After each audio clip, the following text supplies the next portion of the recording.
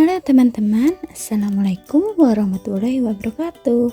Kembali lagi dengan kami kelompok 5 yang beranggotakan Liza Ardania, Sestu Wilujeng Abdiningsih, Yanuan Widiarani, dan Yuwanita Kartikasari.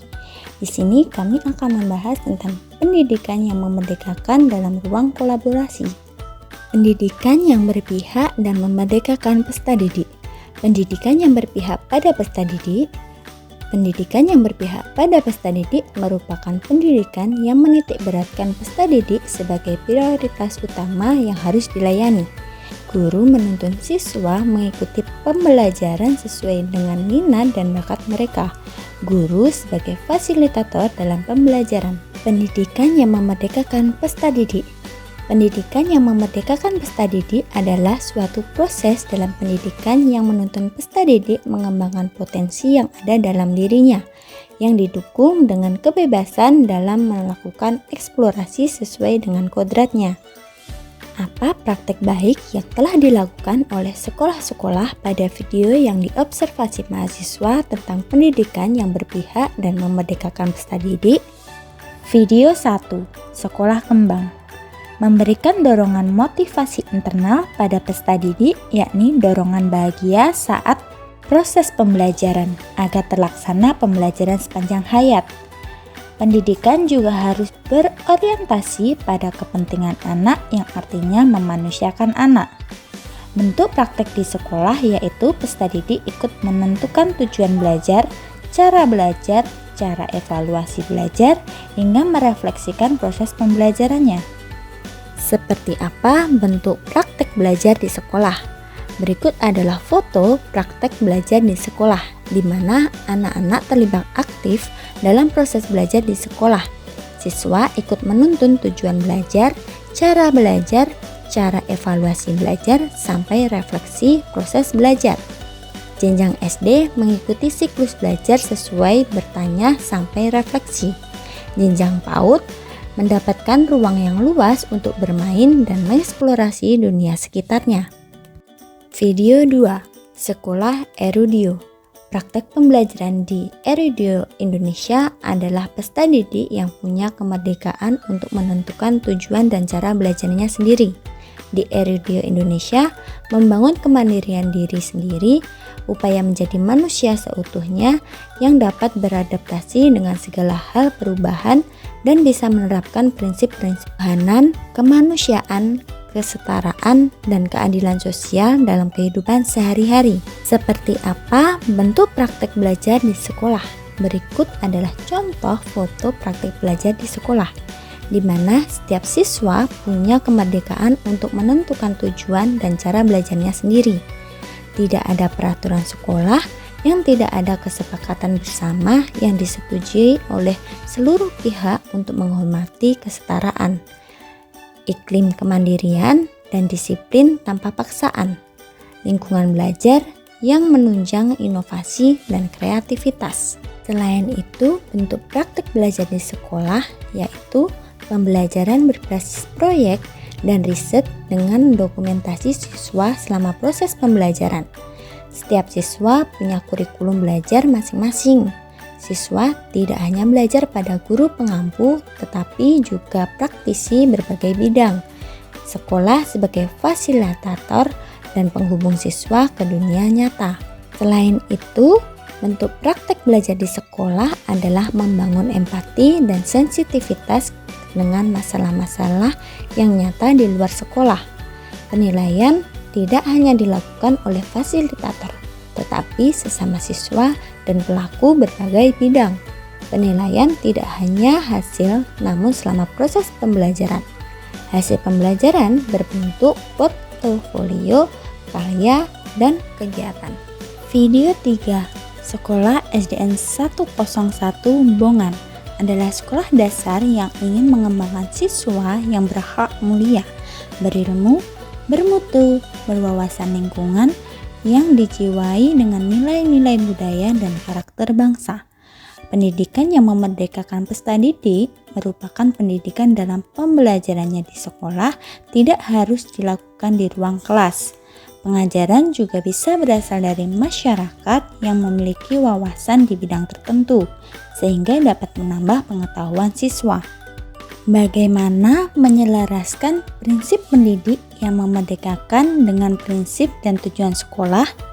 Bapak Ibu guru harus memahami kondisi lingkungan, termasuk sarana prasarana sekolah untuk memenuhi kebutuhan siswa dalam pembelajarannya.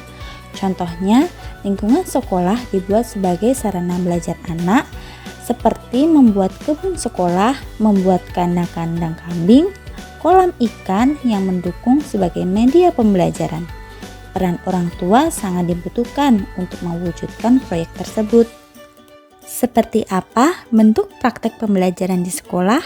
Yang pertama, anak-anak kami libatkan dalam mengambil keputusan belajar ketika di luar kelas. Misalnya, apakah siswa setuju apabila belajar di luar kelas? Yang kedua, ketika memberikan kesempatan kepada mereka untuk menyampaikan pendapat mereka. Dan yang ketiga, belajar di luar lingkungan sekolah, misalnya melihat proses penanaman kacang di lahan. Selain itu, bentuk praktik belajar di sekolah yang keempat yaitu mengambil keputusan kegiatan-kegiatan lomba yang mana mereka menjadi panitianya sendiri. Yang kelima, kegiatan aksi sosial membantu korban bencana kebakaran. Yang keenam, kegiatan pemilihan ketua kelas. Dan yang terakhir, memilih kelompok belajar yang tepat dengan akses rumah yang dekat tanpa adanya unsur kesukuan dan agama. Video 4. Sanggar Anak Akar adalah organisasi yang berfokus pada pendidikan dan perlindungan anak yang mengambil model pendidikan sekolah dengan pembelajaran mandiri berbasis komunitas sebagai model praksis pendidikan humanistik. Paradigma pendidikan merdeka adalah proses pemahaman dalam melaksanakan pendidikan untuk menuntun anak menjadi manusia sebagaimana manusia semestinya, sesuai dengan kodratnya, memiliki kebebasan, maksimalkan potensinya, dan memiliki sebuah kesadaran. Bagaimana menyelaraskan prinsip pendidik yang memerdekakan dengan prinsip dan tujuan sekolah? Yang pertama, mengupayakan sanggar ini menjadi suatu ekosistem di mana anak-anak bisa merasa nyaman dan aman untuk bisa mengembangkan dirinya. Menyediakan sebuah ruang pengembangan diri dan berdialog. Syarat utama dalam proses pengembangan diri adalah berdialog. Dengan berdialog akan mampu mengungkapkan kemauan dari anak-anak untuk mendiskusikan solusinya. Menciptakan sebuah ruang di mana anak-anak memiliki kebebasan bereksplorasi. Seperti apa bentuk praktik pembelajaran di sekolah? Yang pertama, melakukan asesmen bersama untuk meningkatkan sarana dan cara berdinamika yang dibutuhkan ekosistem. Yang kedua, anak-anak membuat sebuah perencanaan sendiri. Dan yang ketiga, bersama-sama menentukan jadwal dengan waktu yang sudah disepakati bahwa ada waktu milik bersama. Yang kedua, apa praktik baik yang dilakukan oleh sekolah mitra mahasiswa tentang pendidikan yang berpihak dan memerdekakan peserta didik? Seperti apa bentuk praktik baik di sekolah mitra? Yang pertama, memberi kesempatan pada peserta didik untuk mengemukakan pendapat saat pembelajaran.